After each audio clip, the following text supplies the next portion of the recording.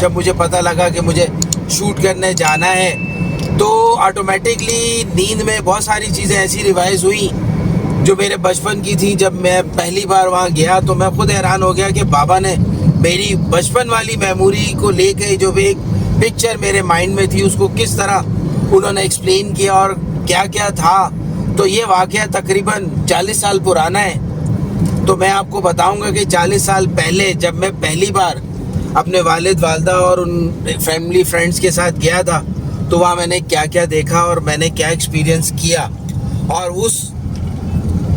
छोटी एज में जो मुझे महसूस हुआ और अब वही चीज़ें बड़ी एज में आके महसूस हुई